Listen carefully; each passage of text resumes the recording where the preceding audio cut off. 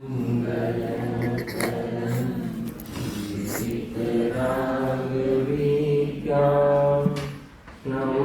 ताय जाते बरे हरिहंता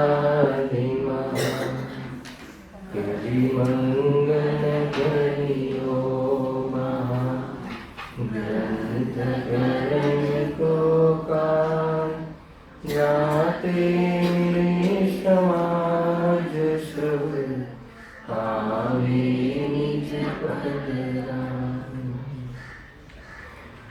आत्मरूप अनुपम अद्भुत के भव सिंधु तरो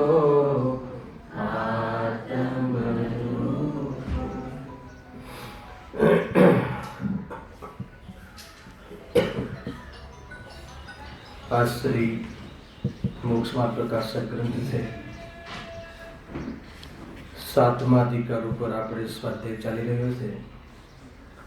એમાં નિશ્યાભાષીના ભૂલોનું વર્ણન અને એ સંબંધી એનું ખંડન એની ચર્ચા અહીંયા પંડિતજી કરી રહ્યા છે. એમાં પેજ નંબર 204 ઉપર આપણે વિષય ચાલી રહ્યો છે. મૂળ ભૂલ તો એક જ છે, ફોર્મ્યુલા બનાવીએ તો એક જ છે કે જે શાસ્ત્રમાં નિશ્ચયથી જે વિશેષતાઓ આત્માની કહી છે, દ્રવ્ય અપેક્ષા જે વિશેષતાઓ કહી છે, એ દ્રવ્ય સ્વભાવે દ્રવ્ય દૃષ્ટિથી અનુભવ ન કરતા વર્તમાન પર્યાયમાં જ પોતાની રૂપે માની લે છે. મૂળ અને પર્યાયનો સર્વથા નિષેધ કરે છે. એટલે ભૂલની પાછળ લોજિક આ છે. અને ભૂલો જો નંબરમાં ગણાવીએ તો નિશ્ચયના જેટલા વિષય છે બધી અભિપ્રાયનો ભૂલ હોવાના કારણે એટલી બધી ભૂલો ગણી શકાય.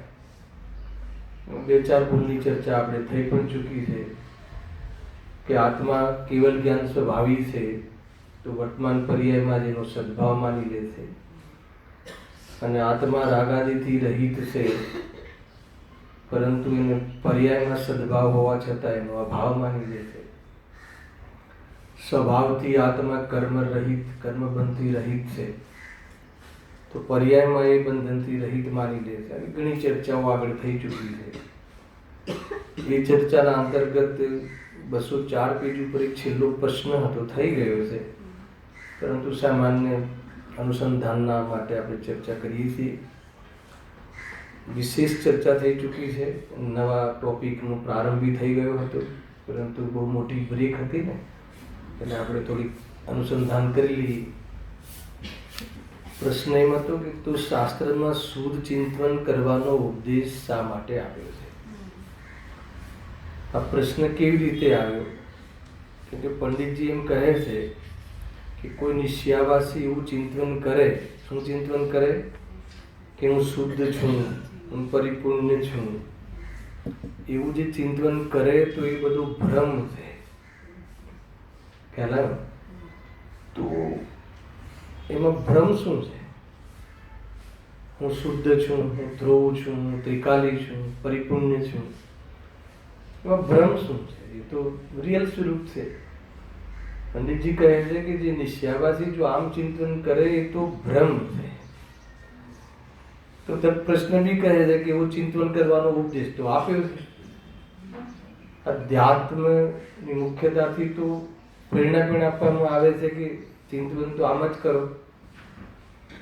બરાબર છે? હું અર્પિત છું, હું જીતુભાઈ છું, એવું ચિંતન કરે તો ભ્રમ છે. પરંતુ હું શુદ્ધ છું, હું ચેતન સ્વરૂપ છું, એમાં શું ભ્રમ છે? પંડિતજી બહુ અદ્ભુત જવાબ આપ્યો છે. એમાં શુદ્ધતાના 2 પ્રકાર કયા. એક દ્રવ્યની શુદ્ધતા અને એક પર્યાયની શુદ્ધતા. તમને આખો વિષય યાદ આવી જશે. 2-5 મિનિટમાં એનું રિવાઇઝ કરતા આગળ જઈએ. એક દ્રવ્યની શુદ્ધતા અને એક પર્યાયની શુદ્ધતા. તો દ્રવ્યની શુદ્ધતા જે કહી છે, કઈ અપેક્ષાએ છે કે જે આત્મા છે, ભલે શરીરના સંયોગોમાં અનાદિથી રહ્યો હોય, એટલું જ નહીં, ભલે માનતો હોય કે હું મનુષ્ય છું, ભલે માનતો હોય કે હું આ શરીર સહિત છું, જે પણ માનતો હોય એ પ્રમાણે, તું પણ એ રૂપે થયો નથી. એ દ્રવ્યની શુદ્ધતા છે. એ શું માને છે એની તકલીફ છે, પરંતુ વસ્તુ પ્રકૃતિમાં એવું સ્વરૂપ નથી કે એ રૂપે માનવાથી કે સાથે રહેવાથી એ રીતે થવું પડે કાં થઈ જાય. સમજ આવે આખી વાત? ભલે એ માને દેહ ને આત્મા એક છે, એમને હું દેહ છે એ જ હું છું એમ માને કોઈ જીવ, પરંતુ એનો કોઈ અંશ શરીરમાં ભળી ગયો હોય કે શરીરનો કોઈ અંશ ચેતન થઈ ગયો હોય, એવું ક્યારેય કોઈને બન્યું નથી. તો એ થઈ ગઈ દ્રવ્યની શુદ્ધતા. બરાબર ને? અને પર્યાયની શુદ્ધતા શું છે? પર્યાયની શુદ્ધતા એ છે કે પર્યાયમાં જે ઔપાધિક ભાવ છે, આવું જે મિથ્યાત્વ આદિ માન્યતા અને એને લઈને થતા રાગદ્વેષ આદિ જે ભાવ છે, એનો સંપૂર્ણ અભાવ થઈ જવો, ભાવ આશ્રવનો, એનું નામ છે પર્યાયની શુદ્ધતા. પહેલા એક શુદ્ધતાના સ્વરૂપ આપી દીધા. હવે જે ચિંતન કરવાનું કહ્યું છે, સાંભળજો, એમાં 6ઠ્ઠી ગાથા, આગળ 73મી ગાથા, બહુ વિસ્તાર કર્યો છો અહીંયા, એટલે હું થોડુંક યાદ કરીને આગળ વધું છું કે એમાં જે ચિંતન કરવાનું કહ્યું છે કે હું શુદ્ધ છું, હું ધ્રુવ છું, હું એકમાત્ર જ્ઞાત ભાવ છું, જે પણ એ પ્રમાણે ચિંતન કરવાનું કહ્યું છે, દ્રવ્યની અપેક્ષાએ કહ્યું. દ્રવ્ય દૃષ્ટિથી તું એમ અનુભવ કરે તો સમ્યક દૃષ્ટિ છે, પરંતુ તું વર્તમાન પર્યાયમાં જ એવું સ્વરૂપ માની લે અને પર્યાયમાં રાગાદી ભાવ છે એનો ભાવનો ઉદ્યમ ન કરે અને પ્રમાદ કરીને ઉપરથી એનું પોષણ કરે. આ 2-3 વાતો કહી હતી ને.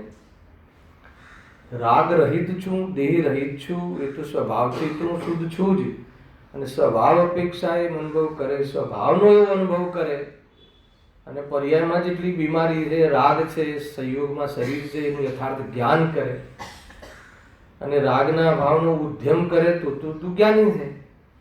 પરંતુ તું એમ માનીને રાગનું મારામાં ભાવ છે તો સ્વભાવ નથી એમ અનુભવ કરે તો તું જ્ઞાની છે, પરંતુ એનો સદભાવનો જ નિષેધ કરે, પર્યાયમાં હોવાપણાનો જ નિષેધ કરે અને એના અભાવનો પુરુષાર્થ ન કરે. ખ્યાલ આવે? એ કે તારી ભૂલ થઈ ગઈ છે, અભિપ્રાયની ભૂલ થઈ ગઈ, એમ અહીંયા કહે છે. જો લખ્યું પણ છે, જે છેલ્લું સેકન્ડ લાખ પેરેગ્રાફમાં આવી જાઓ તમે. જો પર્યાય અપેક્ષાએ શુદ્ધપણું માનવાથી એવા પોતાને કેવડી માનવાથી મહાવિપરીતતા થાય છે ને કન્ક્લુઝન ડાયરેક્ટ. હે ને? પર્યાય અપેક્ષા એટલે શું? હાલ વર્તમાનમાં. એક આપણે આગળ બી લીધું હતું કે રાગને કદાચ માને તો પણ એને શું કહે છે કે તું કર્મ કરાવે છે, બીજા પર થોપે છે. તો કર્મ કરાવે છે તો એનો કરતા કર્મ છે એમ કહ્યું છે શાસ્ત્રમાં. ખ્યાલ? તો હું એનો કરતા જ નથી તો પછી મારે એના ભાવનો પુરુષાર્થ શું કામ કરવો? એમ કરીને આ ભાવનો પુરુષાર્થ કરતો નથી અને જીનવાણીનો આધાર લઈ, આવા કથનોનો આધાર લઈ અને રાગનું જ પોષણ કરે, પાપનું પોષણ કરે. ખ્યાલ? બહુ જોરદાર વસ્તુ છે. જો આશ્રય હેય છે, બરાબર છે, તો આશ્રમમાં મૂળ ગુરુદેવશ્રીના અંતર્ગત તો એ વાત મુખ્ય આવી કે ભાઈ શુભ આશ્રમ પણ હેય છે. ખ્યાલ? તો નિશ્ચયવાસી કેવી રમત રમે છે? શુભ ભાવ પણ બંધનું કારણ છે, શુભ ભાવ પણ પૂતગલને પરિણામ છે, હેય છે. ખ્યાલ? તો આત્મા ઉપાદેય છે તને. જો તને આત્મા ઉપાદેય નહીં હોય તો તને અશુભ ઉપાદેય થઈ જશે. આ વાત સમજવા જેવી. શુભને હે આત્મા ઉપાદેય છે એની સામે કહેવામાં આવે, પણ આત્મા તો ઉપાદેય છે નહીં અને તું શુભને હે કહીશ તો તને પાપ ભાવ ઉપાદેય થઈ જશે. આ જે મેથડ છે ને એમાં એ નિશ્ચયાભાસ છે. આગળ એના પર ચર્ચા ચાલવાની છે. કુલ મળીને અહીંયા તો આ પ્રકરણમાં એમ કહ્યું કે આત્માનું જે સ્વરૂપ શુદ્ધ કહ્યું, ધ્રુવ કહ્યું, અકર્તા કહ્યું, અબજ સૃષ્ટિ કહ્યું, એ જે સ્વરૂપ કહ્યું છે એના સ્વભાવની ઓળખી છે. પણ પર્યાયમાં જે પણ બધી વિધિ છે, પર્યાયમાં જે પણ વિશેષતાઓ છે એને તું સ્વભાવ ન માને એ તો ખ્યાલ, એ તો બરાબર છે, પણ તું એને સર્વથા માને જ નહીં, એ છે જ નહીં, એ માને જ નહીં, અને એના ભાવનો તું પુરુષાર્થ કરે નહીં, એના વિકારના ભાવનો પુરુષાર્થ કરે નહીં, અને ઉપરથી તું પોષણ કરે, તો કહે છે કે એ બધું નિશ્ચયાભાસી મિથ્યા દ્રષ્ટિનું સ્વરૂપ છે. એનાથી આકુરતા તો દૂર થશે નહીં. ભલે તું જે કથન કરે છે સત્ય હોવા છતાં એનું જે અર્થઘટન જે તે કર્યું છે ખોટું કરી અને તું રાગના ભાવનો વિચાર કરતો જ નથી, એ તારી બહુ મોટી ભૂલ થઈ ગઈ છે. જો તમને એક પોઈન્ટ યાદ કરાવું, એક આ બી પેરેગ્રાફ વાંચીશું ને આગળ એક બહુ સરસ વસ્તુ કહી હતી કે આપણે પછી કામમાં બી આવશે.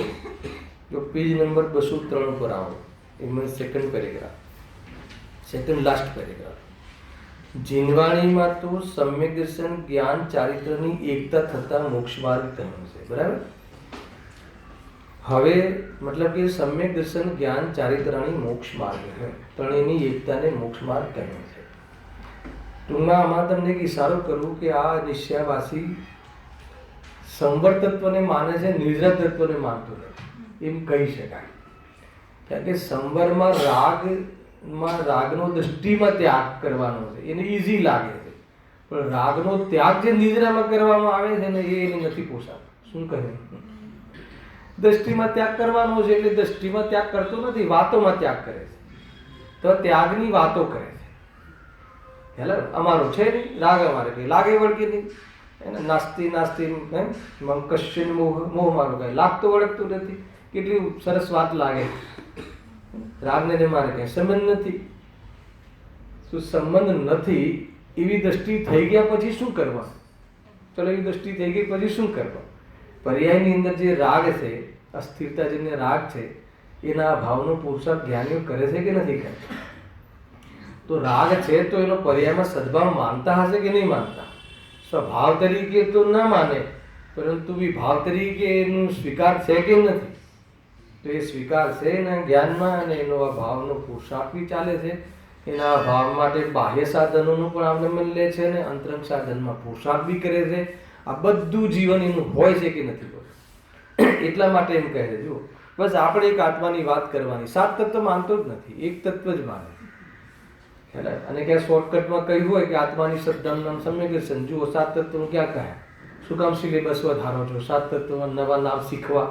આપણે એક આત્માની શ્રદ્ધા બસ છે, એના માટે આ લખ્યું છે. જુઓ, જીનવાણીમાં તો સમ્યક દર્શન જ્ઞાન ચારિત્રની એકતા થતા મોક્ષ માર્ગ કહે છે. હવે તેને સમ્યક દર્શન જ્ઞાન, પેલા સમ્યક દર્શન જ્ઞાનમાં શું થાય છે તો કે 7 તત્વોનું શ્રદ્ધાન જ્ઞાન થવું જોઈએ. કોનું થવું જોઈએ રાજુભાઈ? કે આત્માનું?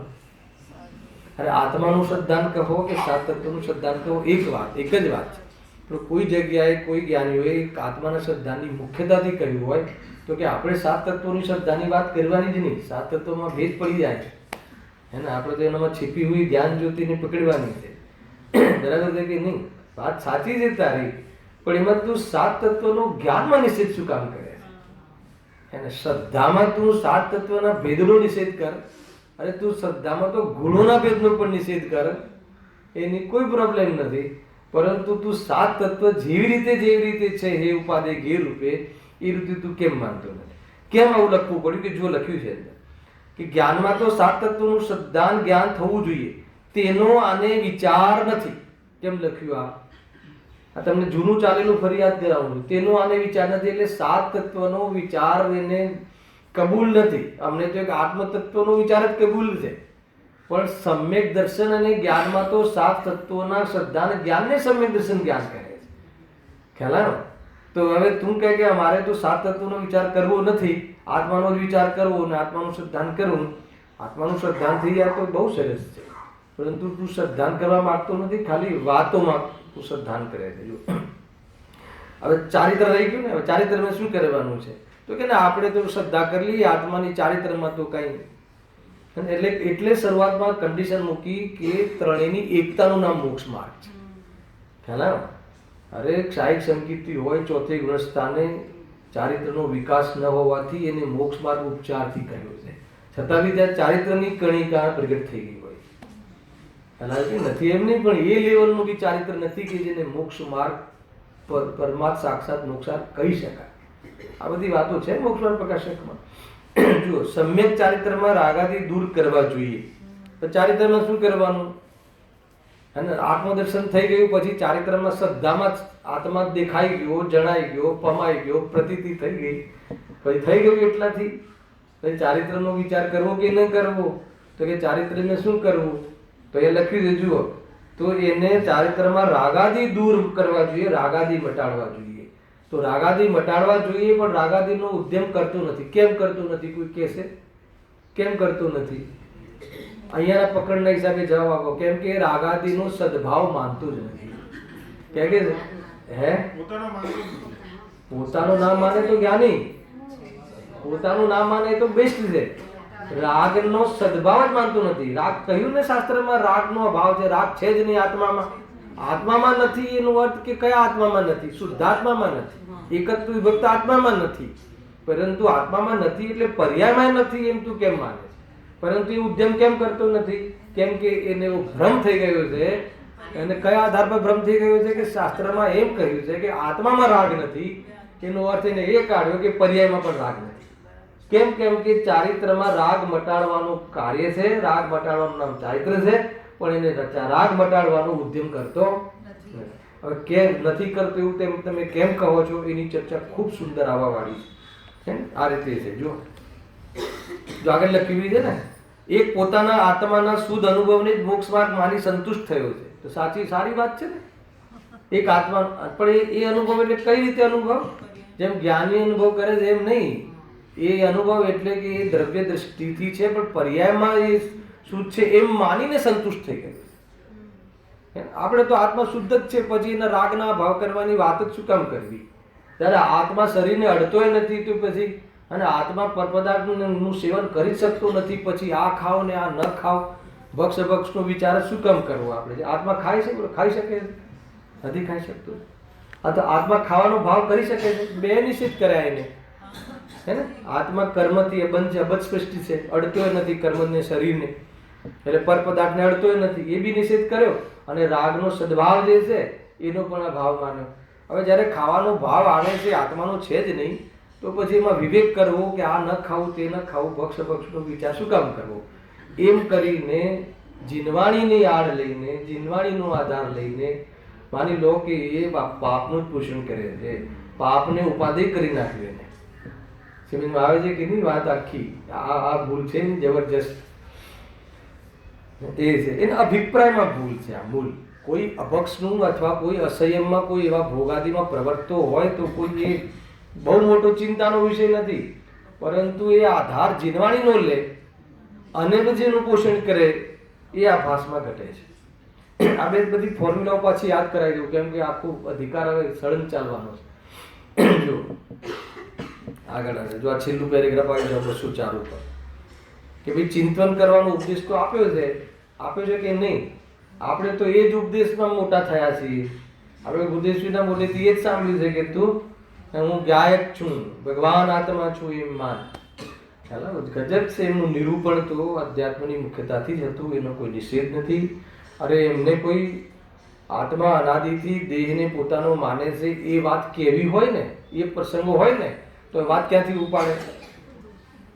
હે ને? તો બી ભગવાન આત્માથી વાત ઉપાડે. હે ને? ભગવાન આત્મા અનંત ગુણોનું પિંડ છે, એને સુખની પાટ છે, હે ને? જે વાસ્તવમાં પરમાત્મા શક્તિવાળો છે, આત્મામાં અનંત શક્તિઓ છે. પછી એવી શક્તિવાળા આત્માને એને ન જોઈ અને દેહને પોતાનો માને છે. જો મિથ્યાત્વનું નિરૂપણ બી અહીંયાથી કરે. એટલે આપણી તો ગળથુથીમાં જ આ વાત છે. અને હવે આપણે એનાથી થોડી વિરુદ્ધ વાત સાંભળવાની આવે તો તકલીફ પડે ને, કે હું શુદ્ધ છું એવું ચિંતન કરવાનો નિષેધ નથી કર્યો. સાંભળજો તમે, અહીંયા કોઈ નિશ્ચયવાસીને જે નિશ્ચયના જે વિષય છે, આત્માની વિશેષતાઓ છે, ત્રિકાળ વિશેષતાઓ છે, એને લઈને જે કથન કરે છે, એનો જે આધાર લઈને ખોટું કામ કરે છે, તો એમાં કોઈ નિશ્ચયના વિષયનો કે નિશ્ચયની વિષય વસ્તુનો કોઈ વિરોધ નથી. પણ એનો જે એ લઈને એનો જે અભિપ્રાય ખોટો છે, એ અભિપ્રાયનો નિષેધ છે. હવે આવા વાળી છે વાત. પહેલા સાંભળી લો કે પર્યાય અપેક્ષાએ શુદ્ધપણું માનવાથી પણ પોતાને કેવડી માનવાથી મહાવિપરીતતા થાય છે. શુદ્ધ માનો ને, શુદ્ધનું ચિંતન બી કરો, શુદ્ધનો અનુભવ બી કરો, પરંતુ પર્યાય અપેક્ષાએ નહીં. સ્વભાવ મારો શુદ્ધ છે ને પર્યાયમાં જેટલી ખોટ છે એનું જ્ઞાન કર અને એના ભાવનો પુરુષાર્થ કર. જ્ઞાન બધાનું કર, પણ પોતાનું આત્માને પોતાનું માન. માનવામાં આત્માને પોતાનું માન ના નથી, પરંતુ તને જ્ઞાન પૂરું હોવું જોઈએ કે આટલી બીમારી છે, આટલી સ્વસ્થતા છે અને સ્વરૂપમાં બીમારી હોય નહીં. આ બધું જ્ઞાન સાત્ય તત્વનું જેવું છે એવું હોવું જોઈએ. પહેલા યથાર્થ જ્ઞાન હોવું જોઈએ અને એમાં અપનાવવાનું શું છે, શ્રદ્ધાનો વિષય શું છે એ અલગ છે. શ્રદ્ધાના વિષયમાં જે છે એ પ્રમાણે સમજીને એની શ્રદ્ધા કરવી જોઈએ અને જ્ઞાનનો વિષય બધું છે, સાત્ય તત્વો છે એને જાણવા જોઈએ અને એ પ્રમાણે જાણીને શું કરવું, જાણીને જે હે છે ને હે રૂપ માની અને ઉપાદેયમાં સન્મુખતા વધારવી જોઈએ. તો આ કાર્ય તો કરતું નથી. તું જો હવે મૂળ વિષય નવો ચાલુ થાય છે, જેમાં આપણી ઘણી બધી બીમારીઓની ચિંતન અહીંયા કરવામાં આવ્યું છે.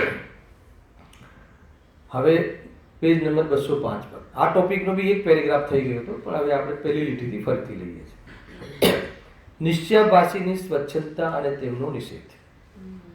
અહીંયા લખ્યું કે વળી મોક્ષ માર્ગમાં તો રાગાદી મિટાડવાનું શ્રદ્ધા જ્ઞાન આચરણ કરવાનું હોય છે. જો હવે અત્યાર સુધી જે વાત ચાલી ને એ આત્માના સ્વરૂપમાં ભૂલ છે એની વાત ચાલી. હવે જે મોક્ષ માર્ગ સંબંધી પણ એની ભૂલ છે અને મોક્ષ માર્ગ સંબંધી ભૂલ શું છે ત્યાં બી સેમ વસ્તુ. કેમ કે જે વ્રત આદિ છે, દેવ દર્શન આદિ છે, પૂજન આદિ છે અને એ પરમાર્થથી મોક્ષ માર્ગ નથી એવા મળશે ને કથન. એ ભાવ જે છે એને વ્યવહારથી મોક્ષ માર્ગ કહ્યું છે, પરમાર્થથી મોક્ષ માર્ગ નથી. અને મોક્ષ માર્ગ તો એક જ છે. એનું નિરૂપણ બે પ્રકારે છે. એમાં જેમ ભગવંતોના પૂજા પાઠ આદિ એમના સ્વરૂપને સમજવાનો ભાવ, સાત તત્વોના વિચાર આદિનો ભાવ, એ બધું શું છે વ્યવહારથી મોક્ષ માર્ગ કહ્યું છે. ખરેખર એ તો મોક્ષ માર્ગ છે જ નહીં. એ તો પૂતગલના પરિણામ છે, એનાથી તો બંધ થાય છે, પરાશ્રિત પરિણામ છે. તો એ રીતે શુદ્ધ નહીંથી જોવામાં આવે તો એ આત્માના પરિણામ જ નથી. તો આ રીતે મોક્ષ માર્ગ માટે બી શુદ્ધ નહીંની વાતો આવે છે. તો એ શું કહે છે, એ શું માને છે? પછી એ કહે છે ને કે ભાઈ એટલા માટે હવે જુઓ વાત એ છે કે વાત તો આ સાચી પણ છે. નિશ્ચય રત્નત્રય વાસ્તવમાં શુદ્ધ માર્ગ છે અને વ્યવહાર રત્નત્રય માર્ગ નથી. એ ખોટું શું કહે છે, હે ને? પરંતુ એ જે અહીંયા હવે તમારે એ સાંભળવાનું છે. જો આપણે ઘણી વખત પ્યોર મુમુક્ષુ જે આપણો સમાજ છે, આપણને તો આ જ વસ્તુ સાંભળવાની આદત પડી ગયેલી છે અને આ જ સાંભળી છે ને સત્ય પણ એનો સ્વીકાર પહેલાં કહું છું તમને. હવે તમારે અહીંયા એ સાંભળવાનું છે કે ભલે મોક્ષ માર્ગ નથી, ભલે મોક્ષ માર્ગ નથી, પણ એમાં તારે પ્રવર્તન કરવું પડશે. હેલા તો એમાં પ્રવર્તન કરવાનો નિષેધ નથી. સાંભળજો, એને માર્ગ માનવાનો નિષેધ કર્યો હતો અને આને પ્રવર્તનનો નિષેધ કર્યો હતો. ભૂલ એ થઈ ગઈ, હે ને? તો એને લઈને અહીંયા બધી મુખ્ય વાત આવવા વાળી છે. હવે થોડીક સ્વચ્છંદતાની પરિભાષા ગઈ વખતે રહી ગઈ હતી, એ જ આપણે સાંભળીએ. આમ તો સ્વચ્છંદતાનો એક આખો 1 કલાક મેં ચર્ચા કરેલી છે, મને યાદ છે. તો તમને યાદ છે કે મને ખબર નહીં. હું પહેલાં સ્વચ્છંદતાની વાત થઈ ચૂકી છે આ જ પ્રકરણમાં, પણ એનો અવસર આવ્યો છે, એનો પ્રસંગ છે તો વાત કરીએ. તો અહીંયા જે સ્વચ્છંદતા કહી છે, તો જનરલી નિશ્ચયાભાસીના પ્રકરણમાં આપણે અજ્ઞાનવશ, અણસમજણવશ સ્વચ્છંદતા આપણે શામાં ઘટાડીએ છીએ? થોડુંક આપણે પ્રયોગ કરી જોઈએ. આપણને સ્વચ્છંદ પ્રવૃત્તિ કઈ લાગે છે? આપણને અશુભ પ્રવૃત્તિ સ્વચ્છંદ લાગે છે. કોઈ પાપમાં પરિણમતું હોય, અશુભ પરિણામ કરતો હોય અને આપણે બોલીએ બે છે કે નિશ્ચયાવાસી અને વાસ્તવમાં મૂળ માર્ગને છોડીને સ્વભાવની દૃષ્ટિ તો છે નહીં અને વર્તમાન પર્યાયમાં માનીને પાપમાં ચાલી જાય એ કહીએ પણ છે. બરાબર છે? તો બતાવો જીતુભાઈ, જે પાપરૂપ પ્રવૃત્તિ કરે છે નિશ્ચયાવાસી, અથવા કોઈ નિશ્ચયાવાસીનું નામ નથી લેતો, પાપ પ્રવૃત્તિ જે છે એ સ્વચ્છંદ પ્રવૃત્તિ છે કે શું છે? ખ્યાલ? પાપ પ્રવૃત્તિ એ સ્વચ્છંદ પ્રવૃત્તિ નથી. સાંભળજો, શુભ ભાવ અને અશુભ ભાવ એક પ્રક્રિયામાં સ્વચ્છંદ પ્રવૃત્તિ નથી. નિશ્ચયાભાસ, વ્યવહારાભાસ, ઉભયાભાસ એ વાસ્તવમાં ચારિત્રના દોષ નથી, એ શ્રદ્ધાનો દોષ છે. ખ્યાલ? આચરણમાં આપણે સ્વચ્છંદતા આપણે સમજીએ છીએ તો આચરણ વાસ્તવમાં કોઈ આચરણનું નામ સ્વચ્છંદ એમ નથી. આચરણમાં અભિપ્રાય શું છે એનું નામ સ્વચ્છંદ છે. ખ્યાલ આવ્યો કે નહીં? આ ધીરે ધીરે આગળ વધી રહ્યું સ્વચ્છંદતાની પ્રવૃત્તિ. કેમ? કેમ કે જો તમે અશુભ ભાવને જ સર્વથા અગર તમે સ્વચ્છંદ પ્રવૃત્તિ માનશો તો અશુભ ભાવ ક્યાં સુધી હોય હે ને? 5મા ગુણસ્થાન સુધી અશુભ ભાવ જોવા મળે છે. 5મા સુધી, 6મા અશુભ ક્યાં હોય? હા, 5મા સુધી અશુભ ભાવ હોય છે, બરાબર છે. 4થું તો પ્યોર અસંયમ ભાવ છે, અને અહીંયા એક દિવસ પાપનો ત્યાગ છે, એટલે બાકીના પાપ તો છે. સ્થૂળ પાપનો ત્યાગ છે, સૂક્ષ્મ પાપ તો 5મા ગુણસ્થાનમાં હોય છે. અગર જો એને એકાંતથી આપણે એને સ્વચ્છંદ પ્રવૃત્તિ કહેશું અને એને લઈને નિશ્ચયવાસી કહેશું તો નિશ્ચયવાસી 5મા ગુણસ્થાન સુધી આવી જશે. ખ્યાલ આવે? અને શુભ ભાવને એકાંતથી વ્યવહારાભાસી કહેશું, શુભ ભાવ ક્યાં સુધી હોય છે? 6મા ગુણસ્થાન સુધી બુદ્ધિપૂર્વક પ્રવૃત્તિમાં હોય છે ને, ત્યાં સુધી તો બધી વ્યવહારાભાસી થઈ જશે. ખ્યાલ આવે કે? તો એનું નામ વ્યવહારાભાસી નથી. વ્યવહારમાં ધર્મનો આભાસ થઈ જવો, એને ધર્મ માની લેવો, એ વ્યવહારાભાસી છે. અને અહીંયા જે સ્વચ્છંદતાની એક પરિભાષા શું છે કે અભિપ્રાયની એવી વૃત્તિ, સાંભળજો બરાબર શાંતિથી, અભિપ્રાયની એવી વૃત્તિ કે જે પોતાના જે વિષયભોગના પરિણામ છે એને પોષવા માટે, એનું પોષણ માટે અહીંયા જીનવાણીમાં નિશ્ચયાભાસનો અથવા નિશ્ચયના વિષયનો આધાર લે, એનું નામ વાસ્તવમાં સ્વચ્છંદ પ્રવૃત્તિ. શું કહ્યું? ફરીથી બોલો. અભિપ્રાયની એવી વૃત્તિ, કેવી વૃત્તિ કે જે વિષય ભોગ છે એ વિષય ભોગના પોષણ માટે કોનો આધાર લે? નિશ્ચયના કથનોનો, નિશ્ચયના નિરૂપણનો, એનો આધાર લઈ અને પોતાની અભિપ્રાયની વૃત્તિ દ્વારા પાપનું પોષણ કરે. તો પાપના પોષણનું, અભિપ્રાયમાં પાપનું પોષણ છે, એનું નામ શું છે? વાસ્તવમાં નિશ્ચયાભાસ. એવું નથી કે નિશ્ચયાભાસી પૂજા જ ના કરતો હોય. નિશ્ચયાભાસી આખો દિવસ પાપ જ કરતો હોય એમ નથી સમજવું. ખ્યાલ આવે કે પૂજન બી કરતો હોય છે નિશ્ચયાભાસી, પણ નિશ્ચયાભાસી પૂજન કરતો હોય છે પણ એને ફાલતુ માને છે. એને એમ ફાલતુ માને છે, આ ક્યાં અહીંયા આવી ગયો એવું માને છે. એને પ્રસન્નતા નથી હોતી. કેમ કે એ શું માને છે? એને વાસ્તવમાં એ ભાવને ધર્મ, તો ધર્મ ન માનવો તો બરાબર છે, પણ વ્યવહાર સાધન તરીકે બી ન હોય એવું માને છે. એટલે કદાચિત પૂજનમાં આવી જાય તો એ રીતનું અંદરમાં અભિપ્રાયમાં એની ભૂલ પડેલી છે. એવું સર્વથા એવું ના માનવું કે જે બધા પૂજા કરે છે એ વ્યવહારાભાસી જ છે. નિશ્ચયાભાસી બી પૂજનમાં જોવા મળે, સ્વાધ્યાયમાં જોવા મળે, કેમ ના મળે? પરંતુ એની કોઈ પ્રવૃત્તિમાં ગરબડ નથી. પ્રવૃત્તિ તો બરાબર ચાલે છે, પણ એના અભિપ્રાયમાં ભૂલ છે. એ અભિપ્રાયમાં એવું માને છે કે આ જો પૂજનથી કાર્ય નથી થતું હોય તો બધા કહે છે એ તો વાસ્તવિક કથન છે, પણ પૂજન જ ના હોય હે ને તો પણ કોઈ વાર કરી બી લે છે અને પૂજનમાં આવી જાય તો એ પ્રમાણેનો અભિપ્રાય હોય છે કે આ હું ફસાઈ ગયો. સાંભળજો, બહુ ઊંચી વાત છે. અચ્છા, જ્ઞાની એમ માનતો હશે પૂજનમાં ફસાઈ ગયો, એમ નહીં માનતો હોય?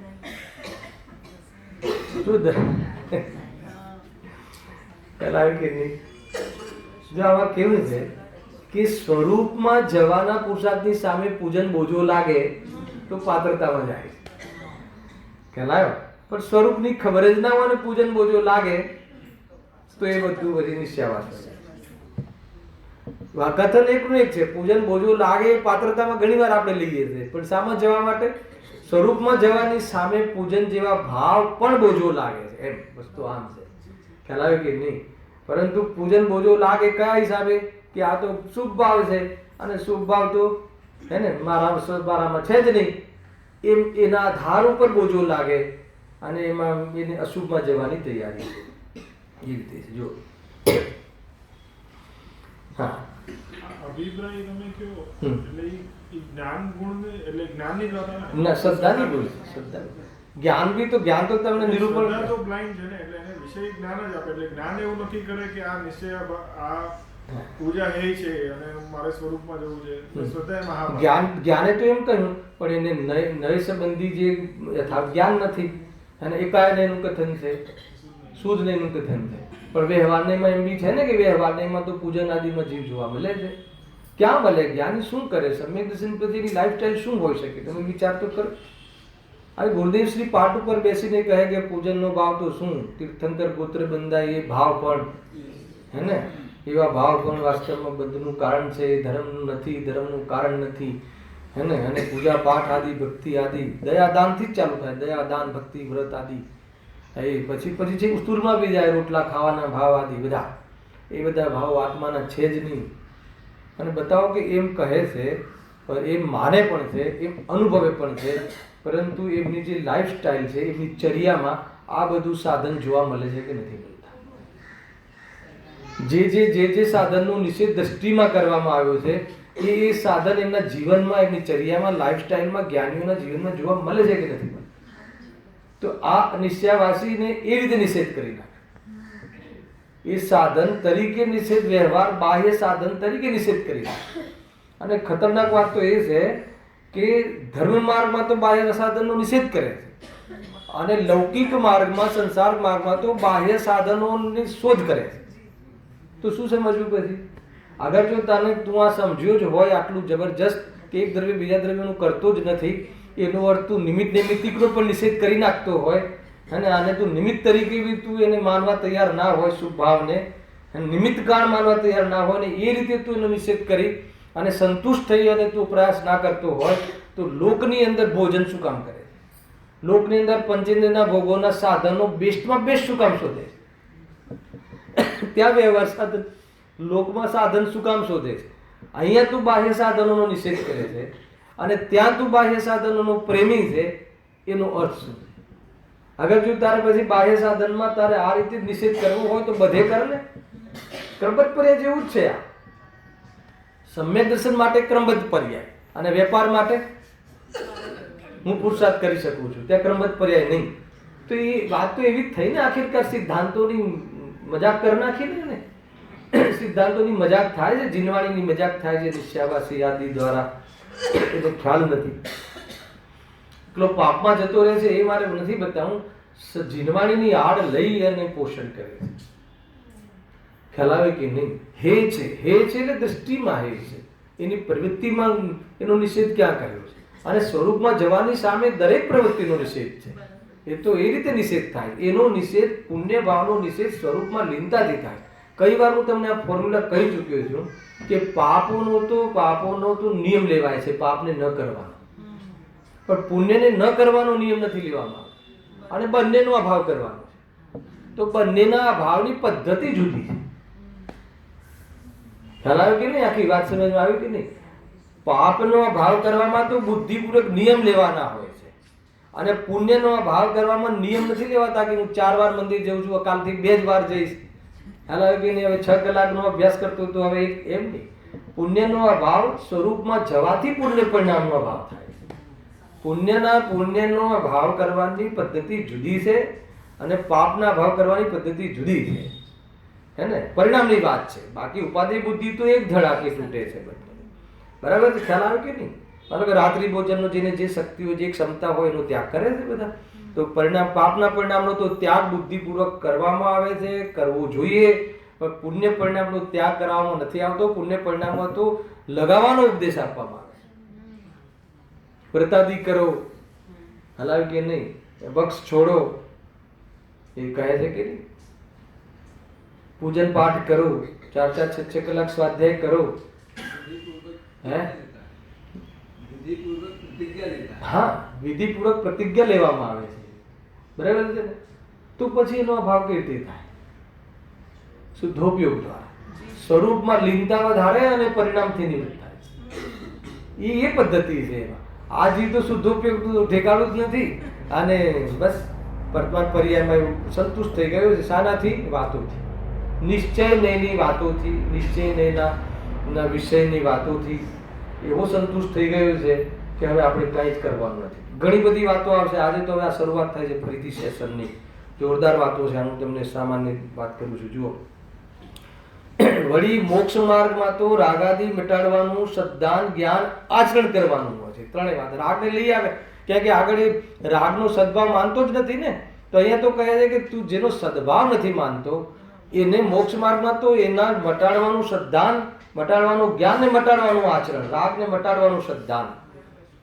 જે શ્રદ્ધાનમાં રાગને મટાડવાનું શ્રદ્ધાન હોય એનું નામ સમ્યક દર્શન છે. જે જ્ઞાનમાં રાગને ભિન્ન જાણવાની કલા હોય એનું નામ સમ્યક જ્ઞાન છે. અને જે આચરણથી રાગ મટે એનું નામ સમ્યક ચારિત્ર.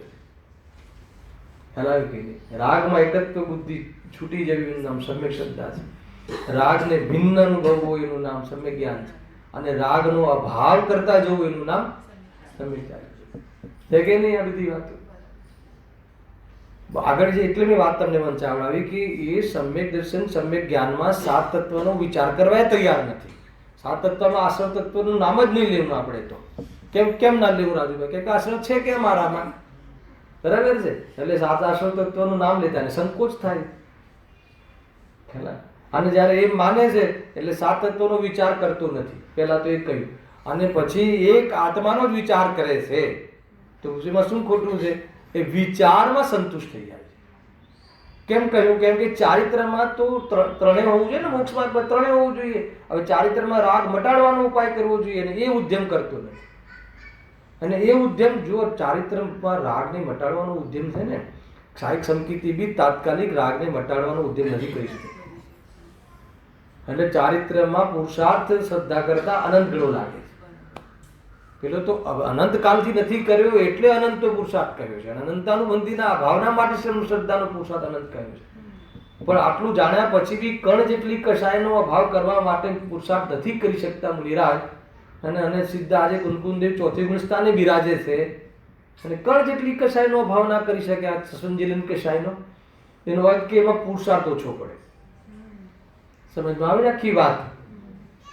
અને એટલા માટે આ વ્રતનું ને મહાવ્રતનું આદિનું એને કેવી રીતે અભાવ થઈ શકે? તો બહારમાં નિયમો લઈને મર્યાદા કરવામાં આવે. અને મર્યાદા કરીને સ્વરૂપનો પુરુષાર્થ વેદ જ્ઞાન વધારી અને લીનતાનો પુરુષાર્થ કરી અને ચોકડી ફેરવે છે. શુદ્ધોપયોગમાં ગુણસ્થાન પલટે છે. અને એ રીતે કષાય કિસ્તોમાં ચૂકવે છે. કષાયનો અભાવ કિસ્તોમાં થાય છે. મિથ્યાત્વનો અભાવ એક ઝટકે થાય. એક સાથે શ્રદ્ધા જતા, શ્રદ્ધા સમ્યક થતા, મિથ્યાત્વ જતા સમસ્ત કષાયનો અભાવ દ્રષ્ટિમાં થાય છે. પણ સમસ્ત કષાયનો અભાવ નથી થતો. એનો અભાવ કરવામાં એને પુરુષાર્થ લાંબો ચાલે. કેટલાક ભાવ નીકળી જાય. એ ભાવે બી ના થાય. થાય કે ન થાય? 5-7 ભાવ નીકળી જાય, 15 ભાવે નીકળી જાય. એવું છે. એટલે આપણે તો વિચાર કરવો જોઈએ. જો વળી મોક્ષ માર્ગમાં તો રાગાદી મટાડવાનું શ્રદ્ધા જ્ઞાન આચરણ કરવાનું હોય છે. તેનો તો વિચાર જ નથી. શાનો વિચાર નથી? રાગ મટાડવાનો વિચાર નથી. એ વાત પકડી લેજો. કેમ કે શુદ્ધ માને છે. અચ્છા, શુદ્ધ છે કે નહીં? સ્વભાવથી શુદ્ધ છે, પણ પર્યાયમાં અશુદ્ધતા છે. એ અશુદ્ધતાનો એને સ્વીકાર નથી. પર્યાયમાં અશુદ્ધતાનો સ્વીકાર નથી. એટલા માટે મટાડવાનો પુરુષાર્થ કરતો નથી. જો લખ્યું છે, પોતાના શુદ્ધ અનુભવથી જ પોતાને સમ્યક દૃષ્ટિ માની અન્ય સર્વ સાધનોનો નિષેધ કરે છે. આમાં તમને ભૂલ લાગે છે? પહેલા એક કહો. ઋષભ ફરીથી બોલું છું. પોતાના શુદ્ધ અનુભવથી જ પોતાને સમ્યક દૃષ્ટિ માની અન્ય સર્વ સાધનોનો નિષેધ કરે છે. આમાં ભૂલ શું છે? માની લીધું તો સારું છે ને. આ શું કે છે? પોતાને શુદ્ધ અનુભવથી તો સમ્યક દૃષ્ટિ જ કહેવાય ને. પણ એ જે શુદ્ધ અનુભવ કરે છે, હેલા અહીંયા 2 પ્રકારની ભૂલો બતાવું તમને. 2 પ્રકારની આધાર બી અંદર છે. એ પોતાને પર્યાયમાં શુદ્ધ માની લે છે, એને મૂળ ભૂલ. સ્વભાવમાં શુદ્ધ છે એનો અનુભવ કરતો નથી. અને એમ સાંભળીને, એમ માનીને, એમ સમજીને પર્યાયમાં શુદ્ધ છે એમ અનુભવ કરી લે છે. તમે કહો પર્યાયમાં શુદ્ધ છે એમ અનુભવ કરી લે છે, એવું તમે કયા આધારે કહો છો? બીજી જ લીટી શું લખ્યું છે? અન્ય સર્વ સાધનોનો નિષેધ કરે છે. હવે કયા સાધનો? બાહ્ય સાધનો. હવે લખ્યું નીચે લિસ્ટ આપ્યું છે. બાહ્ય સાધનોનો નિષેધ કરે. એટલે પૂજનનો નિષેધ કરે છે, વ્રતનો નિષેધ કરે છે, હે ને, રાત્રિમાં ભોજન ત્યાગ આદિ પ્રવૃત્તિઓનો નિષેધ કરે છે. એ બધા જે શુભ ભાવ છે, શુભાચરણ છે, સદાચરણ છે, જે મોક્ષ માર્ગ, વ્યવહાર મોક્ષ માર્ગ કહેવાય છે. વ્યવહારનો વિષય છે, હે ને. વ્યવહારનો વિષય છે એટલે શું હોય ખરો, પણ એ વ્યવહાર છે, પરમાર્થ નથી. પણ એનો નિષેધ કરે છે, એમ કહે છે. અહીંયા કહ્યું ને, અન્ય સર્વ સાધનોનો નિષેધ કરે છે. અચ્છા, એનો નિષેધ કરવાનો હતો કે નહીં એ કહો પહેલા. એનો શ્રદ્ધામાં તો નિષેધ કરવાનો, એને ધર્મ માનવાનો તો નિષેધ કરવાનો હતો. બરાબર છે કે નહીં? એનો આશ્રય લેવાનો તો નિષેધ કર. આશ્રયથી સુખ મળે છે, આશ્રયથી મોક્ષ મળે છે, એનો તો નિષેધ કરવાનો હતો. પણ એનો આશ્રયનો નિષેધ કરવાનો નહોતો. એના સદભાવનો નિષેધ કરવાનો નહોતો. હવે એના જીવનમાં એ સર્વ સાધનોનો નિષેધ કરે છે. માનતો નથી કે બાહ્ય સાધનો શું કરવું, પૂજા કરીને શું કરવું, પૂજામાં ક્યાં ધર્મ છે, હરાવે કે વ્રતાદિમાં. એટલે અભિપ્રાયમાં આપણે કહ્યું બી ખરું ને, પૂજન કરવા આવી જાય તો બી એમ જ માનતો હોય. આમાં શું દમ છે? માધ્યમ છે ભાઈ. તમને ખ્યાલ છે આ જે સાધનો છે ને, બાહ્ય સાધનો, એન્વાયરમેન્ટ, આજે બાહ્ય સાધનો એક વાતાવરણ છે. અંદરમાં વિશેષ બલ આવે, વિશેષ આત્માની સ્થિરતા થાય, એના માટે બાહ્યમાં. જો એક મને બતાવો, ફરીથી આપણે એક ઓર વિષય, તમને એક સિદ્ધાંત બતાવો કે શુદ્ધમાં જ્યારે બી જીવ જશે ત્યારે શુભમાંથી જશે કે અશુભમાંથી જશે? શુદ્ધોપયોગમાં જ્યારે જીવ જશે, એકવાર શુદ્ધોપયોગ થઈ ગયો, એ બી ફરીથી શુદ્ધોપયોગમાં જશે, ત્યારે શુભમાંથી જશે કે અશુભમાંથી જશે? અચ્છા, બહાર આવ્યા પછી શુભમાં આવશે કે સીધો અશુભમાં આવશે? અરે એટલી મોટી વિતરાગતા હોય ને પછી સીધો જ ભોગમાં જતો રહેવું બને? અને ભોગ કરતા કરતા શુદ્ધમાં જતો રહેવું બને? તો એને વચ્ચે શુભ ભાવનું સ્ટેશન આવે છે કે નથી આવતું? હવે તું એ સાધનનો એ બાહ્ય સાધન છે કે નહીં? હે ને? મોક્ષ માર્ગ તો એક જ છે. એનું નિરૂપણ બે પ્રકાર છે. એમાં જે વ્યવહાર મોક્ષ માર્ગ છે, અથવા તો વ્યવહાર એનો જે વિષયરૂપ જે પરિણામ છે, પ્રગતિ છે, કે જેને વ્યવહાર મોક્ષ માર્ગ કહેવાય છે, ખરેખર તો મોક્ષ માર્ગ નથી, પરંતુ એને નિશ્ચયનો સહચારી અને સહકારી જાણી. શું કહ્યું? સહચારી અને સહકારી જાણી ઉપચારથી વ્યવહારથી મોક્ષ માર્ગ કહેવામાં આવે. બે શબ્દ વાપરે, સહચારી અને સહકારી. પરંતુ તું જે પરિણામોમાં જાય છે, ખ્યાલ, તું સ્વભાવમાં તો જતો નથી અને બાહ્ય સાધનનો નિષેધ કરે છે, તો તું જેમાં જાય છે, ખ્યાલ ને, એ તો સહચારી તો છે. જ્ઞાનીઓને પણ એવા ભાવ સહચારી તો હોય છે, પણ સહકારી નથી. ખ્યાલ, જ્ઞાનીઓના અશુભ ભાવને વ્યવહાર મોક્ષ માર્ગ નથી કહેવાતો. જ્ઞાનીઓના શુભમાં અશુભ ભાવને વ્યવહાર મોક્ષ માર્ગ કહેવાય છે. અશુભ ભાવ સહચારી માત્ર છે, કેમ કે ભૂમિકા અનુસાર એને આવ્યા વગર રહેતા નથી. ખ્યાલ આવ્યો? પરંતુ એ સહકારી નથી. એમાં રહેતા રહેતા એના આત્માનો વિચાર વેદ જ્ઞાન નહીં કરી શકે. એટલે બુદ્ધિપૂર્વક શાસ્ત્રનું અવલંબન લેશે. એને લખ્યું ત્યાં રહસ્યપૂર્ણ ચિઠ્ઠીમાં લખ્યું કે જ્યારે જ્ઞાની ધર્માત્માને અનુભવ થઈ જાય છે, ત્યારે ફરીથી આત્મામાં લીન થવું હોય તો શું કરે છે? બહુ એક શબ્દ લખ્યો કે ફરીથી ભેદ જ્ઞાન કરે છે. દિલીપભાઈ, તો મને એવો વિચાર આવ્યો કે હવે એને ભેદ જ્ઞાન નહીં રહેતું હોય તો એવું કેમ લખ્યું? પ્રશ્ન ખ્યાલમાં વાંચી લેજો. રહસ્યપૂર્ણ ચિઠ્ઠીમાં લખ્યું કે ત્યાં જ્યારે બી જીવ ફરીથી સમ્યક દર્શન થયા પછી શુદ્ધ ઉપયોગમાં સમ્યક દર્શન થાય છે, ફરીથી જ્યારે સ્વરૂપની લીનતાનો પુરુષાર્થ કરવો હોય છે, તો શરૂઆત કેવી રીતે કરે છે? ફરીથી ભેદ જ્ઞાન કરે છે. તો મને એ વખતે પ્રશ્ન થયેલો કે શું એને ભેદ જ્ઞાન નહીં હોય? તો કે ઉપયોગરૂપ ભેદ જ્ઞાન નથી હોતું. કેમ કે એનો ઉપયોગ તો ભોગોમાં લાગેલો હોય છે, દુકાન મકાનમાં લાગેલો હોય છે. તો દુકાન મકાનમાં ઉપયોગ લાગેલો હોય તો ત્યાંથી લીનતા નહીં થાય. એને બુદ્ધિપૂર્વક ભેદ જ્ઞાન કરવું પડશે. ઉપયોગને ભેદ જ્ઞાનમાં ઢાળવો પડશે, વિકલ્પાત્મક ભેદ જ્ઞાનમાં ઢાળવું પડશે. એ ઢાંચામાં એને આવવું જ પડશે. અને આવ્યા પછી જ્યારે એમાં એની જે અંદરની પરિણતિનું બલ કહો અને ઉપયોગનો આ જે વિશેષ ભેદ જ્ઞાન, વિકલ્પરૂપ ભેદ જ્ઞાનનો બોજો કહો, એ જ ટાઈપથી ફરીથી એમાંથી નિવૃત્ત થઈ અને શુદ્ધ ઉપયોગ લીનતા વધારે છે. આ સ્ટાઇલ છે. ખ્યાલ આવે કે નહીં? એટલે એને આવવું જ પડશે. જ્ઞાનીને સદા કોઈ આત્માનો જ વિચાર રહેતો એમ નથી. જ્ઞાનીને પણ ભોગોના વિચાર વખતે, ભોગોની પ્રવૃત્તિ વખતે ભોગોના જ વિચારો હોય. કોઈ એમ કે ત્યાં ભોગોના વિચાર, ભોગની પ્રવૃત્તિ વખતે ભેદ જ્ઞાન કરતો હશે તેની ભૂલ છે. તો એ સંબંધિત વિચાર કરતો હશે ને. ખાવું કેવી રીતે, પીવું કેવી રીતે, કેવી છે, શું બનાવ્યું છે, કેવું છે, બધું એ જ કરતો હશે. તો એને પરિણમનરૂપ ભેદ જ્ઞાન છે, પરિણતિ બનેલી છે, પરંતુ ઉપયોગરૂપ ભેદ જ્ઞાન નથી. એ લોસ છે. હવે એ લોસ કવર કરવા માટે સામાયિકમાં બેસે, બુદ્ધિપૂર્વક ભેદ જ્ઞાન કરે છે. એને જે બાકી રહેલી જે વિતરાગતા છે એને પીળવવા માટે બાકી રહેલા રાગને એના કોર્ટમાં, જ્ઞાનની કોર્ટમાં હાજર કરે છે. અને એની સાથે ફરીથી લડત લડે છે કે આટલો અસ્થિરતા જેમને રાગ છે એ પણ પ્રભુ મને બહુ સતાવે છે, હે ને, એનો મને આનંદ નથી. એને ભોગવાના વિષયોમાં વિષય આનંદમાં રહેવા છતાં એનો મને આનંદ નથી, એનું મને ખેદ છે. એ રીતે વિચાર કરે છે અને વેદજ્ઞાન રૂપે પ્રવર્તે છે અને ફરીથી એ આ રીતે નિવૃત્તિ લે છે એના ઉપયોગમાં. તો તો એ સ્ટાઇલ છે ભાઈ. રાગનો તું અહીંયા કહે છે કે તું રાગને માને જ નહીં, તો અને પછી કેમ નથી માનતો એવું કેમ કહો છો તમે? કેમ કે એને પોતાની પર્યાયમાં બાહ્ય સાધનોનો નિષેધ કરી નાખે. આ લખ્યું ને, માની અન્ય સર્વ સાધનોનો નિષેધ કરે છે. હવે બહુ જબરજસ્ત વિષય ચાલુ થાય છે કે એ બાહ્ય સાધનો કયા છે. પહેલા તો એ સાંભળજો, એની ફોર્મ્યુલા બતાવી દઉં. અને જે બાહ્ય સાધનોનો જે નિષેધ કરે છે એની પાછળ એની શોધ શું છે, અથવા શું લોજિક છે, અથવા એની શું માન્યતા છે, અને એ અહીંયા બતાવશે. પેલા બાહ્ય સાધન કહેશે, એક એક બાહ્ય સાધન વિશે નિશ્ચયાભાસીની શું માન્યતા છે એ કહેશે, અને એ માન્યતાનું ખંડન કરશે કે તારી માન્યતા ગલત છે એ કહેશે, અને સાચું શું છે એ પણ બતાવશે. આટલા સ્ટેપમાં હવે આખો વિષય ચાલશે. એની અંદર ઘણી બધી વસ્તુઓ, આપણી બીમારીઓ બી પકડાઈ જશે આમાં. હેલા કે નહીં પ્રફુલભાઈ? કેટલા સ્ટેપ ચાલશે હે ને? જેવી 4, 5, 6 જેવી આ તો તમને મોટી મોટી સ્ટેપ કહ્યા, વચ્ચે પેટા સ્ટેપ બી આવશે. સૌથી પહેલા તો એ જે બાહ્ય સાધનનો નિષેધ કરે છે એ બાહ્ય સાધન કયા છે?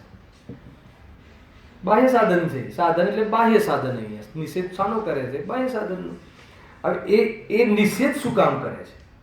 નિષેધ કરવા પાછળનો એનો હેતુ શું આપે છે? શું લોજિક આપે છે? એનો શું અભિપ્રાય છે? એનો અભિપ્રાય બી મૂકશે કે આમ માને છે અને નિષેધ કરે છે.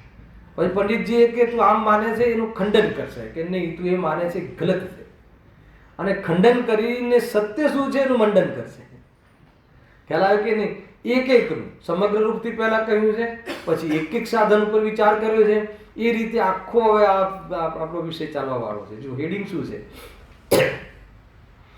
શાસ્ત્ર અભ્યાસની નિરર્થકતા માનનારનો નિષેધ. બરાબર? આ તો એક લખ્યું છે અહીંયા. શાસ્ત્ર અભ્યાસ આદિ કેટલા બી પરિણામો લખ્યા છે. સૌથી પહેલા તો શાસ્ત્ર અભ્યાસ કરવો નિરર્થક બતાવે છે, નિશ્ચયાભાસી.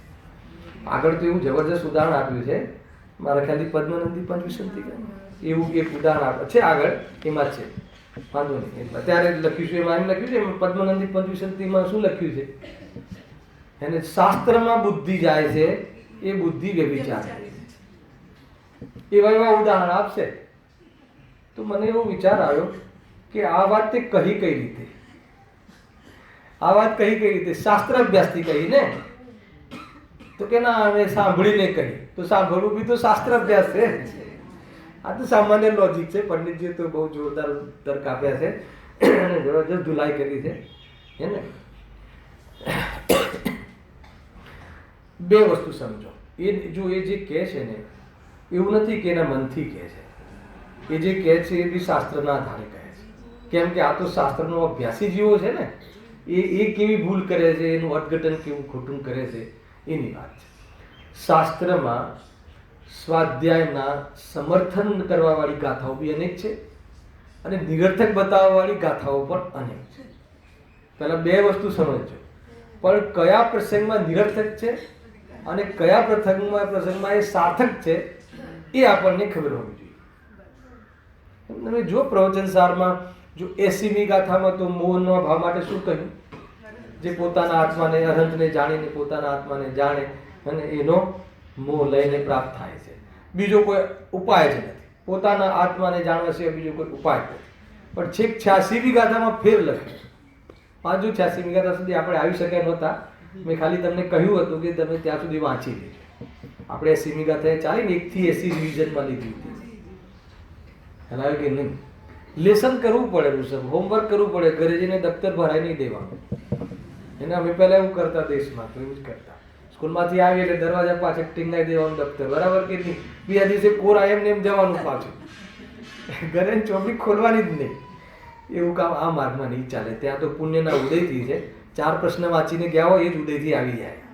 અહીંયા એવું નહીં થાય. ખ્યાલ કે નહીં? આ પુણ્યના ઉદયથી નહીં થાય, પુરુષાર્થથી થશે. અને પુરુષાર્થ માટે સ્વાધ્યાયની પ્રેરણા બહુ આપી છે.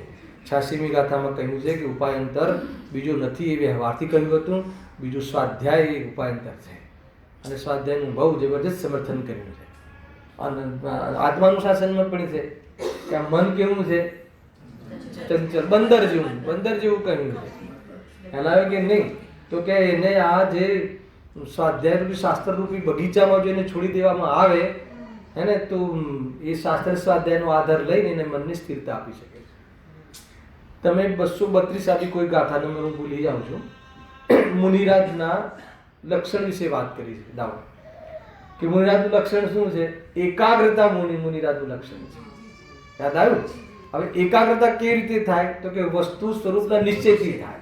કે વસ્તુ સ્વરૂપનો નિશ્ચય કેવી રીતે થાય? તો કે સ્વાધ્યાય.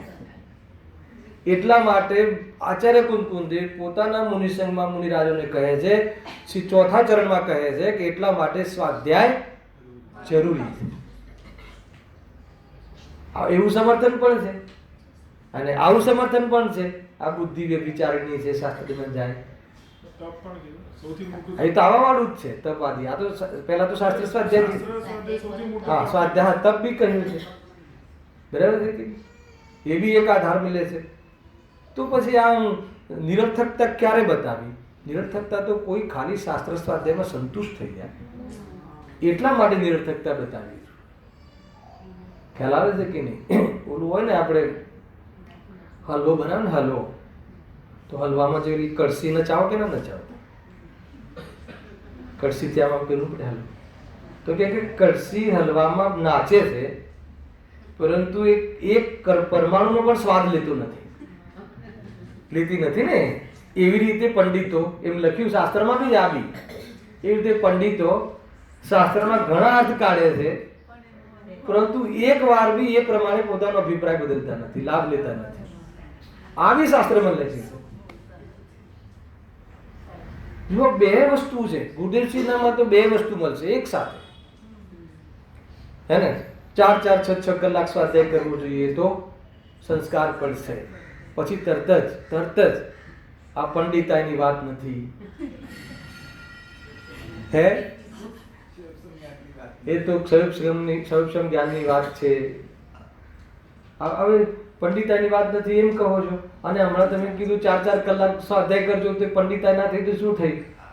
પંડિતાઈ થઈ, પરંતુ તને તું એક ક્ષયોક્ષમ જ્ઞાન છે એ પણ ધ્યાન રાખજે. અને ક્ષયોક્ષમ જ્ઞાનમાં અટકવા જેવું નથી, પંડિતાઈથી પાર નહીં પડે. શાસ્ત્ર સ્વાધ્યાય તો કરજે પણ માત્ર શાસ્ત્ર સ્વાધ્યાયથી પાર નહીં પડે. એના પછી આગળ તત્વ નિર્ણય કરવાની વાત બાકી છે. હાલાવે કે નહીં, 9મા અધિકારના છે ને એને કે આ અમે પુરુષાર્થ તો ઘણો કરીએ છીએ પરંતુ કઈ કાર્ય તો થતું નથી. તો પૂછ્યું કે શું કરો છો? કે સ્વાધ્યાય તો ઘણો કરીએ છીએ. તો કહે કે સ્વાધ્યાય તો શિક્ષા માત્ર છે. હાલાવ, સ્વાધ્યાય કરીને શું કરવાનું? કે તત્વનો નિર્ણય કર. તત્વનો અભ્યાસ, તત્વ નિર્ણય માટે તત્વનો અભ્યાસ જરૂરી છે અને તત્વની પ્રતીતિ માટે તત્વ નિર્ણયની જરૂર. આખી લીક છે કે નહીં? બહુ બધું ચાલેલું છે અહીંયા. હું સમેટીને તમને એક સાથે કહું છું. 9મો અધિકાર તો આવવાનું બી બાકી છે. ગજબની વસ્તુ છે ભાઈ. આ જે વસ્તુ કહેવામાં આવે છે ને, જો અહીંયા કહ્યું શાસ્ત્ર અભ્યાસ કરવો નિરર્થક બતાવે છે. તો નિરર્થક કયા અર્થમાં છે તને ખ્યાલ નથી. ભાઈ હું તો ઘણી વાર કહું છું કે શ્રી ગૌતમ ગણધર હે ને, ભગવાન મહાવીરના સર્વશ્રેષ્ઠ શ્રોતા, બરાબર છે, દ્વાદશાંગના ધણી, પણ ભગવાન મહાવીરનું એક પણ પ્રવચન નતું છોડ્યું કે એક भी प्रवचन छोड़ा था क्या दाव? है लेट भी नहीं हुआ, हमारी तरह लेट भी नहीं हुई. देखो લેટ બી ન થાય. એમાં શું છે? તો હવે પ્રવચન કરો, અમને ખબર છે બધી. હવે દ્વાદશના ધણી તત્વ મોક્ષગામી ભગવાનની વાણીમાં આવી ગયું છે. એમને એમ ના થાય કે હવે તો આપણે મોક્ષે જવાના છીએ તો શાંતિથી, હે ને. તો એક બી પ્રવચન, જ્યારે વાણી બંધ થઈ ગઈ ત્યારે ગાયબ થઈ ગયા. નિર્વાણ જેવા ઉભા ના રહ્યા. તો સ્વાધ્યાયનું મહત્વ છે કે નહીં ભાઈ? આપણા માટે તો એ આ આશરો છે. પણ કોઈ સ્વાધ્યાયમાં સંતુષ્ટ થઈ જાય, એમાં બુદ્ધિ રમાડીને અભિમાન કરે, અહંકાર કરે, ખુલાસા બહુ કરે, એને અંદરમાં અહંકાર થઈ જાય, એને કરતાપણું આવી જાય અને વેદજ્ઞાન કરી અને તત્વ નિર્ણય કરવાનો પુરુષાર્થ આગળ ન કરે, તો કે એના માટે કહે છે કે આ જ બુદ્ધિ તારા ભવમાં હેતુ બને છે. અને આ જ બુદ્ધિ જાત્યાંતર કરી હલાવે કે નહીં ને, આ ભાવના ભાવમાં હેતુ થઈ શકે. હવે વસ્તુ તારા હાથમાં છે, ખ્યાલ આવ્યો? તો એ રીતે પહેલા એનું લિસ્ટ વાંચી લઈએ, પછી જે એની જે ખુલાસા કર્યા છે એમાં તો એમ લાગશે કે આ બધી ભૂલો આપણામાં બહુ છે ને નીકાળવી જોઈએ, એવું આપણને પ્રેરણા મળશે. બહુ બહુ અદ્ભુત માર્ગ છે નહીં આ બધી, હે ને? ખરેખર તો જે સિદ્ધાંત છે ને, અહીંયા લખ્યું દ્રવ્યાનુયોગની આદિ 4 અનુયોગ વાંચવા જોઈએ. એ બધી વાત બહુ ખુલીને કરી છે, હે ને? આપણે જે દ્રવ્યાનુયોગ અનુસાર આપણું શ્રદ્ધાન હોવું જોઈએ, ચરણાનુયોગની આજ્ઞા અનુસાર આપણું જીવન હોવું જોઈએ, કર્ણાનુયોગની અનુસાર આપણું જ્ઞાન હોવું જોઈએ, અને પ્રથમાનુયોગની અનુસાર આપણને પ્રેરણા હોવી જોઈએ. અગર 4 અનુયોગની યુટિલિટી આ રીતે ના હોય, જે જીવને આનો મહિમા ના હોય, તો એ કામ નહીં કરી શકે. અનુભૂતિ તો દ્રવ્યાનુયોગ અનુસાર જ હોવી જોઈએ, પણ ચરણાનુયોગની આજ્ઞા અનુસાર જીવન હોવું જોઈએ. ખરેખર તો ચરણાનુયોગ બી તો સ્વરૂપની લીનતા બતાવે, એનું નામ ચરણાનુયોગ છે, પણ એ લીનતામાં બહુ કમજોરી હોય છે, ત્યારે એની આજ્ઞા અનુસાર જીવન હોવું જોઈએ. એ જીવન ના હોય તો કોઈ કહે કે મને થઈ જશે કાર્ય, તો કે નહીં થાય. આ બધી વસ્તુ છે કે નહીં? અને કર્ણાનુયોગ અનુસાર જ્ઞાન હોવું જોઈએ. હવે વાત આવવા વાળી છે. કર્ણાનુયોગ અનુસાર એટલે 14 ગુણસ્થાન, આત્મા ગુણસ્થાન અતીત છે, તો એ ગુણસ્થાન શું કામ ભણવા? ક્યું પડના? આત્મા गुणस्थान अतीत है ना दाऊ, तो फिर गुणस्थान क्यों पढ़े, क्यों समय बिगाड़े?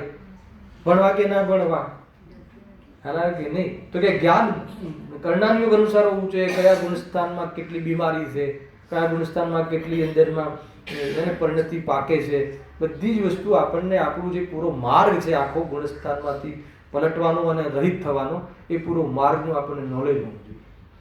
ખ્યાલ આવે? નહીં તો બહુ બધું ગડબડ થઈ જાય છે. હે? હા, પાત્રતા કેળવાય છે. ચોથા ગુણસ્થાનનું સ્વરૂપ ખ્યાલમાં આવે તો કોઈનું બહારમાં પાપ જોઈને સર્ટિફિકેટ ના આપી દે, ફટાક દે, આ તો મિથ્યાની ગોદમાં જશે. સર્ટિફિકેટ બી કેવું આપે પાછું? અધિકાર છે આપણને કહેવાનો. એવું કોઈ કરતું હોય તો એને ગોદમાં જવાનો અધિકાર છે, પણ કહેવાનો અધિકાર કોઈ નહીં.